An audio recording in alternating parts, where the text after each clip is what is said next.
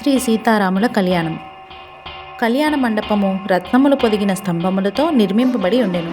జనకుడు వేదవేత్తలకు బ్రాహ్మణులతో ముత్తైదువులతో పరివేష్టింపబడిన మండపమునందు శ్రీరాముని దివ్య నవరత్న ఖచిత హేమ సింహాసనమున ఆసీనుని గావించెను.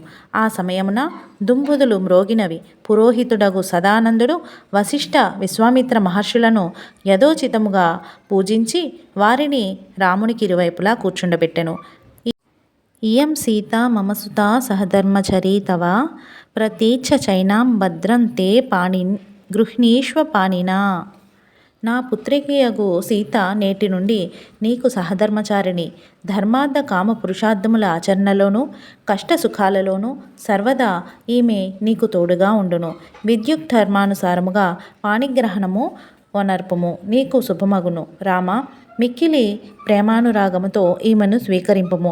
సర్వ సౌభాగ్యవతి అయిన ఈమె పతివ్రత శిరోమణి, నిరంతరము నీడవలే నిన్ను అనుసరించుచుండును అని పలుకుచు జనక మహారాజు తన పుత్రికయగు సీతను సాలంకృత కన్యాదానపూర్వకముగా రామునకు అర్పించెను. తరువాత తన ఔరస పుత్రికయగు ఊర్మిళను లక్ష్మణునకిచ్చి వివాహం చేసెను. అట్లే జనకుని ఆశీస్సులతో అతని సోదరుడైన కుశధ్వజుడు తన కుమార్తెలు మాండవి శృతకీర్తులను వరుసగా భరత శత్రుఘ్నులకు కన్యాదానము చేసి సంతోషభరితుడయ్యెను. రఘువంశజుల వివాహ మహోత్సవములు అత్యద్భుతముగా జరిగెను.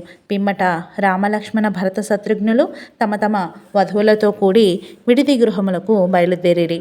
అంతటా దశరథ మహారాజు ఆ నవదంపతులను మహానందముతో తనివి తీరా చూచుచూ ఋషులతో బంధుమిత్రులతో కూడి విడిది భవనమునకు చేరుకొనెను.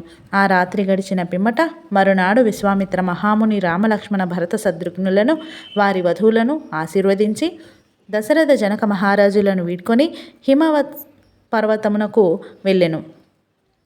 విశ్వామిత్ర మహర్షి వెళ్ళిన పిదప దశరథ మహారాజు మిథిలాధిపతి అయిన జనకుని వీడ్కొని అయోధ్యాపురమునకు బయలుదేరును.